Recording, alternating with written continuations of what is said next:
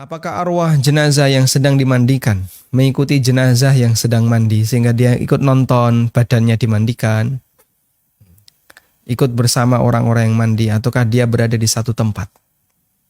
Jawabannya, ketika dia sudah dicabut oleh Allah Subhanahu wa taala arwah itu, maka arwah ini mengalami proses sebagaimana yang disebutkan dalam hadis Al-Barra bin Azib. Hadis yang diriwayatkan oleh Ibnu Majah, Abu Daud dan yang lainnya.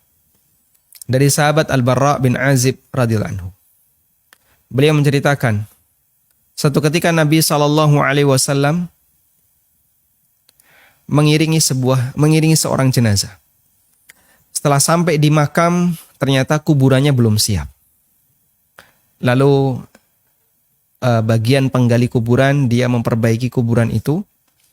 Dan di saat itu Nabi SAW duduk sambil membawa tongkat, sambil membawa ranting, lalu beliau tancapkan ranting itu ke bawah, kemudian beliau mendongak ke atas. Kemudian beliau mengatakan, Ista'idhu min adzabil qabr, ista'idhu min adzabil qabr.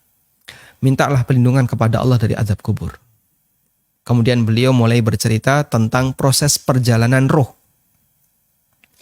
Beliau mengatakan, Innal abdal mu'mina. Sesungguhnya seorang hamba yang mukmin, idza adbara minad dunya wa aqbala ilal akhirah. Apabila dia mau meninggalkan dunia dan sudah bersiap untuk menuju akhirat, maka datang malaikat dengan rupa yang sangat cerah, membawa kain dari kain pilihan, membawa minyak wangi, hanut dari surga, dan beberapa yang diceritakan dalam hadis itu. Kemudian malaikat ini duduk di sekitar mayit ini, madal basar, sejauh mata memandang. Tsumma ja'a malakul maut, lalu datang malakul maut. Kemudian dia mendekat di kepala orang ini. Lalu malakul maut menyampaikan, Ya ayyatuhan nafsut tayyibah, irji'i ila maghfirati minallahi wa ridwani. Wahai jiwa yang tenang, wahai jiwa yang baik, kembalilah menuju ampunan dan ridha Allah Subhanahu wa taala. Jadi malaikat ini memanggil dengan panggilan yang sangat halus, panggilan yang sayang kepada si calon mayit ini. Akhirnya kata Nabi SAW, fayakhruju ruhuhu. Ruhnya pun keluar dengan sangat mudah.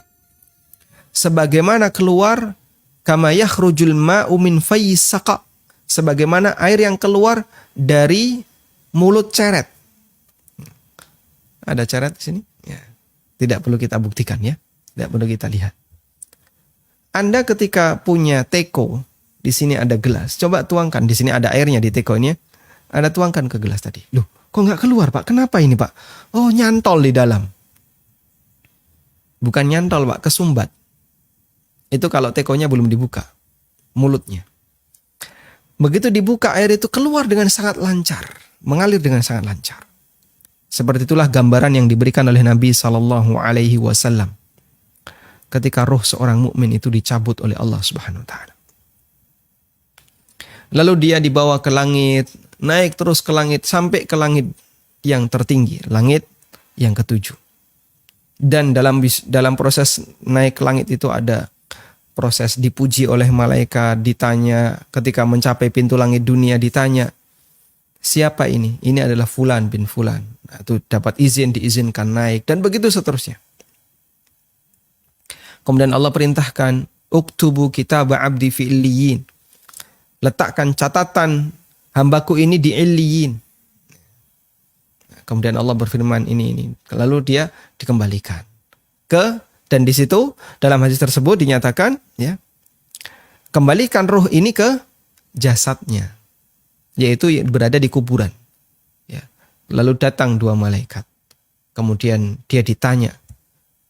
Terjadilah pertanyaan kubur. Sehingga dalam proses dari sejak dia mati sampai dia dimakamkan, ruh itu mengalami kesibukan. Pak, berapa lama dia mengalami proses seperti itu? Wallahu a'lam, kita tidak tahu. Maka jangan dibayangkan roh itu gentayangan di mana-mana melihat suasana sekelilingnya. Ya. Kok ini yang layat sedikit ya? Kota infaknya pasti sedikit ini. Santunan jenazahnya, wah, cuman dikit. Karena dia melihat kanan kirinya kok nggak rame. Jangan dibayangin kayak gitu. Apalagi ketika dia dimandikan ikut hadir menyaksikan. Kita tidak punya dalil tentang itu.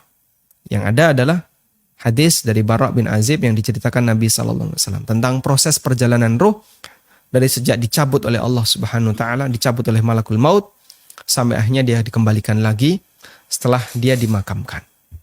Wallahu a'lam.